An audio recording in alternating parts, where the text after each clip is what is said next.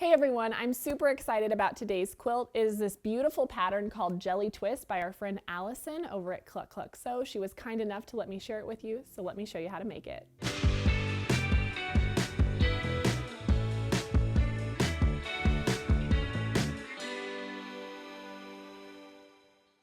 So to make today's quilt, the first thing you're going to want to do is pick up this pattern, Jelly Twist by Cluck Cluck. So it has so many wonderful resources in there as well as multiple sizes. Today we're going to be making the large throw, but there is a twin, queen, and king size also included in the pattern. So tons of great info. Be sure to pick that up. You're also going to need one roll of 2.5 inch strips. I use this beautiful Gradations Crystals 2 by Northcott. And then you are going to need 5 yards of your backing fabric. I use this beautiful Stonehenge, and for your background you need 2.5 yards. All right, so first things first, we are going to take our 2.5 inch strips and we are going to open them up and cut them.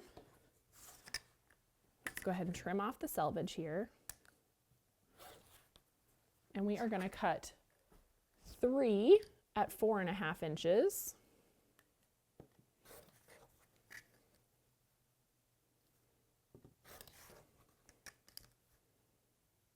Here we go. And then 4 at 6.5 inches.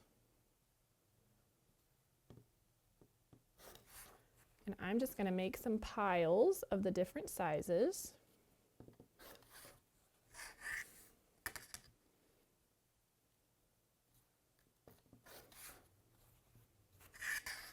One more here.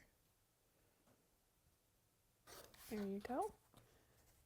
And so you can see I have stacked up a whole bunch of 4.5 and 6.5 inch cuts, because you're going to do that to your whole roll. And then you're going to cut from your background some 2.5 inch strips as well, and you'll subcut that into 2.5 inch squares, 2.5 by 4.5 inch strips, and 2.5 by 6.5 inch strips. And that is all you need, and now we can start assembling our block. And so the block goes together in rows. We're going to begin with one of those 2.5 by 6.5 inch strips. And then we can set in one of our 4.5 inch prints. And then below that, we're going to come in with a 6.5 and a 4.5, and then a 2.5, another 6.5. And it gives us this great kind of staggered effect that we are looking for. And then this last one here, just like so. And so now we're just going to sew all of these sets together. I've gone ahead and done that to save us a little bit of time. So let me lay this out again so you can see. Here's the first one, the second one. Move those out of the way. There we go. Just like so. And now we can take this to the machine and we're just going to sew one after the other to complete our block. So let's go ahead and move this so I can reach it. And we'll start with these two. I thought this was such a clever pattern. And I also love that because it's staggered, you don't really have any seams you have to line up. It's just really, really fun to sew.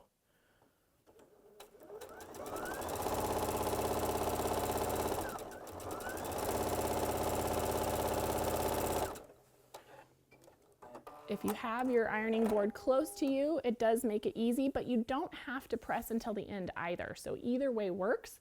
So you can see here's that first one. I want to come in and just make sure that my prints are going to continue staggering across the block. So we'll add this one next.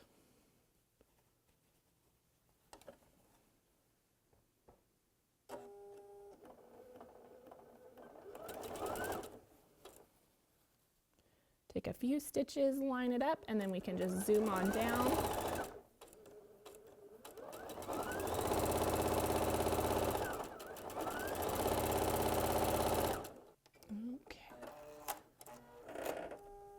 All right. And so again, we're just going to add our next strip one after the other until our block is all done, and I'll meet you back here when it's all sewn. All right, so now we have sewn all the strip units of our block, and so let's go ahead and give this a good press on our ironing board. I like to just kind of lift one side and let all my seams kind of roll one direction. That's just my preference, but you guys can approach this however you'd like.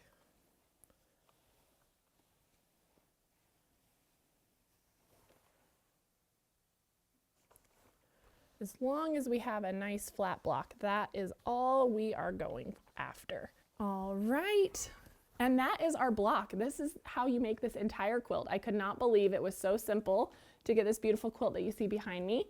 So I have a bunch of blocks here done since they come together so quick. So let's talk a little bit about the layout. So our first row is going to start with the block just like this, and then we are just going to spin back and forth. Whoops, as we go, and then we'll come in with the next row like this and like this, and it just comes together so fast. And so you can see if you're going to put it together in rows, you have 1, 2, 3, 4, 5, 6 across by 1, 2, 3, 4, 5, 6, 7, 8 down.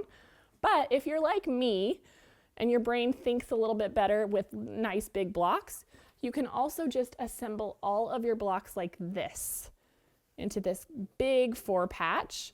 In which case, if you were to sew it together like this, you would just have 1, 2, 3 across by 4 down. Gives you the exact same result, but it might just be easier for you to approach it that way. So again, I absolutely love this pattern.